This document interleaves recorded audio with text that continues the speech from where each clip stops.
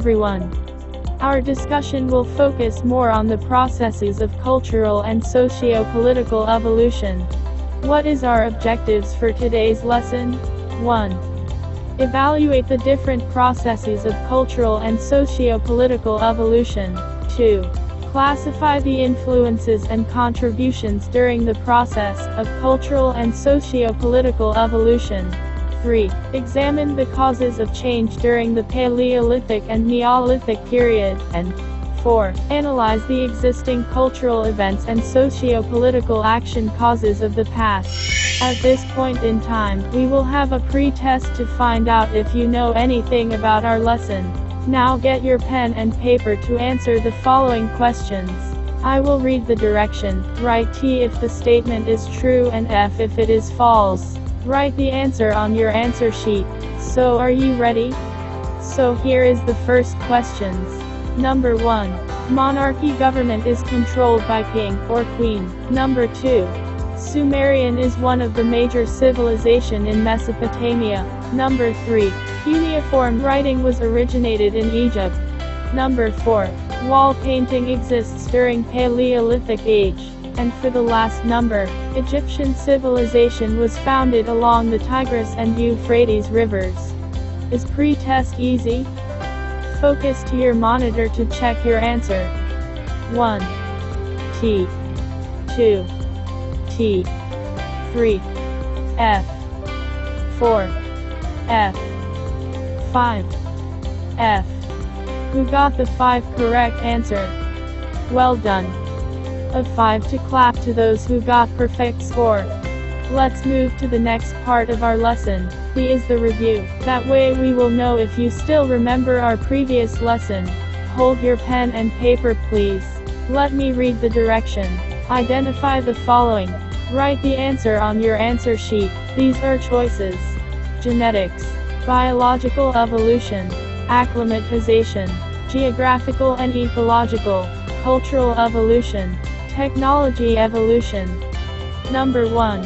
It is a process by which individual organism adjusts to a change in its environment, permitting it to maintain the performance that changes the condition of the environment. 2. A type of evolution which is also known as environmentally specific, by which a particular gene may be damaging to other organisms in the environment. Number 3. The process by which a species gets to be fitted to its environment. It is the result of natural selections, acting upon heritable variety over a few eras. 4. It is the idea, which suggests that human cultural change occur in the beliefs, knowledge, customs, skills, attitudes, and languages of humans over time. And for the last number, this factor of cultural change is also called natural, or a physical factor. Are all done? Let us now check you answer. 1. C. 2. D. 3. D. 4. C. 5. B. Slide 15. Now, who got perfect score? Wow, that was great. Now, who got perfect score? Wow, that was great. What do you notice in the picture? Yes, you are right. This is called Bayanihan. Do you think there is still such a culture that you see in our country, especially here in Pasig? Bayanihan is not just about lifting people's houses, it is a symbol of cooperation, and this is a culture that Filipinos will be proud of. In today's lesson, we will discuss about the processes of cultural and socio-political evolution. And to begin, let us discuss the cultural and socio-political evolution. Natural selection is not only a matter of survival of the fittest, but also the survival of those organisms which have the highest adaptability to changing surroundings. By tracing their evolution, we can learn how their system of living had gradually changed, and discover amazing transformation from the past to present. The Paleolithic era or Old Stone Age is a period of prehistory from about 2,600,000 years ago to around 10,000 years ago. The Neolithic era or New Stone Age began around 10,000 BC and ended between 4,500 and 2,000 BC in various various parts of the world. In the Paleolithic era, there were more than one human species, but only one had survived until the Neolithic era. Paleolithic humans lived a nomadic lifestyle in small groups. They used primitive stone tools, and their survival depended heavily on their environment and climate. Neolithic humans discovered agriculture and animal husbandry, which allowed them to settle down in one area. The Mesolithic era followed the Paleolithic era, but the period of the Paleolithic-Mesolithic boundary varies by geography by as much as several thousand years. Let us now discuss the difference between Paleolithic and Neolithic period. When it comes to dwelling in Neolithic, mud bricks supported by timber, while in Paleolithic age, they lived in mouths of caves, huts, skin tents. In Neolithic lifestyle, they farmed in permanent settlements, and raised/herded animals. Agriculture was discovered and became a major source of food. Families evolved, while people in Paleolithic are nomads. People in Neolithic age used polished stone tools made sharper by grinding. In Paleolithic age, they used chipped stone, wooden weapons, light stone tools, not sharpened. What about their clothes? Even in Neolithic age, they used skin animals. The only difference is they also used woven garments. What about leadership? As you can see, Neolithic, will notice the military and religious leaders had authority, and monarchy emerged, but during the Paleolithic age, showed tribal society. Clan controlled by elders or the powerful according to age. In economy, Neolithic practiced the concept of private property and ownership emerged for things, such as land, livestock and tools. While in Paleolithic age, there was no concept of private property. Let us examine their health in Neolithic age. Neolithic people were shorter and had lower life expectancy. Diseases like tooth cavities and typhoid emerged in the New Stone Age. Neolithic women had more children because the lifestyle was no longer nomadic. In Paleolithic age, people were taller and lived longer than Neolithic people. The art of the Neolithic age can be seen on the walls. In the Paleolithic age, it can be seen in caves. In Neolithic age, sculpture material is made of stone or baked clay. In Paleolithic age, materials are made up of stone, mammoth ivory, reindeer horn. Neolithic age greatest contribution is agriculture and tools with polished stones, the plow, while Paleolithic they discovered fire, rough stone tools. Neolithic people for them to live. They grew crops such as corn, wheat, beans, etc. Paleolithic hunted and gathered for their food supply. Another part of our topic is the evolution of political system. Under this topic is the rise of state.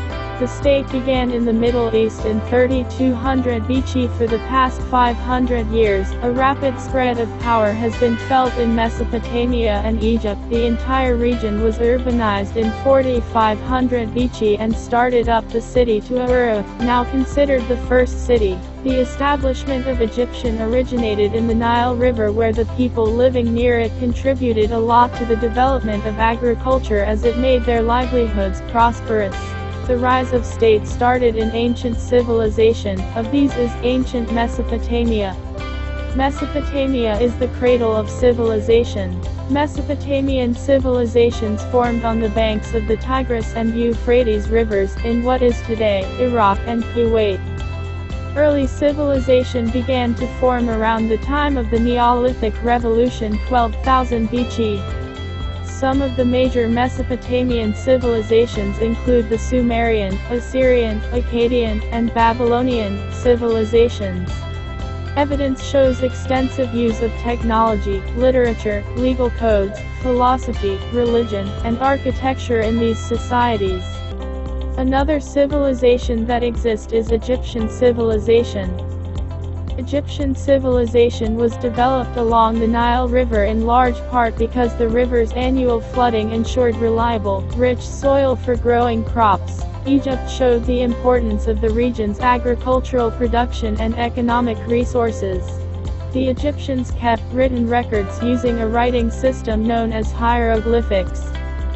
Egyptian rulers used the idea of divine kingship and constructed monumental architecture to demonstrate and maintain power. Ancient Egyptians developed a wide-reaching trade network along the Nile, in the Red Sea, and in the East.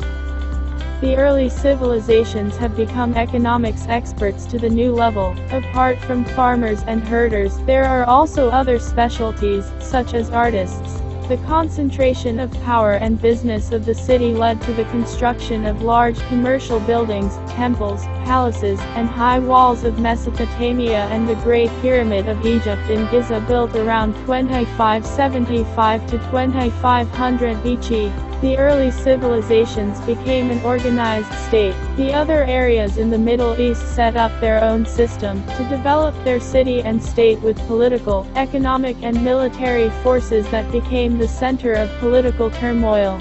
According to David Easton, a political system can be designated as the interactions through which values are authoritatively allocated for a society. Anthropologists and sociologists have different perspectives based on the classification of political system. In anthropology, there are 4 kinds of political systems. These are: 1. Decentralized system. 2. Centralized governments. 3. Supranational political systems. 4. Empires. Examples of decentralized system are band society and tribe. In centralized governments, examples are chiefdoms and sovereign state. Supranational political systems. Systems are created by independent nations to reach a common goal or gain strength from forming an alliance. What about empires? Empires are widespread states or communities under a single rule. Sociologists classified the 3 types of political system: authoritarianism, monarchy, and democracy. Authoritarian government: the people have no power or representation. This form of government is characterized by absolute or blind obedience to formal authority, and it is against to individual freedom. It does not tolerate the expectation of unquestioning obedience. A monarchy: government controlled by a king or queen determined by a predisposed line of sovereignty. In democracy, a form of government in which the citizens create and vote for laws directly or indirectly via representatives. I hope you've learned a lot this day. Now let us proceed to our activity. The title of our activity is Quarantine Diary. What do you mean by quarantine? Quarantine is a state, period, or place of isolation in which people or animals that have arrived from elsewhere, or been exposed to infectious or contagious disease are placed. When the government called out for the community quarantine caused by COVID-19, our lifestyle has changed dramatically. In this activity, track your life journey before the pandemic, during community quarantine, and the new normal life. The following are the quarantine facilities that you need to fill in to realize how natural forces change our ordinary activities, and how the state responds to these kinds of unexpected consequences. See the module or worksheet. We have 3 quarantine facilities. Before COVID-19 is the first house, second house is intended for community quarantine, and the last house is for new normal. Note: answer this activity to your module or worksheet. And to wrap up this lesson, do you think cultural change is related to the political system implemented by the government? State your answer in the space provided. Again, use your module or worksheet. We're almost done, but before we end, let's examine why this pandemic has changed our lives. Remember, in our lesson, we learned how culture, societies, and politics have changed over time. But apparently, every change can lose valuable things to pass on the present. Change is inevitable, but we must remember that we play an important role in enriching the present and passing the wonderful experience to the next generation. I hope you enjoy watching our video lesson. Have a great day and God bless us all.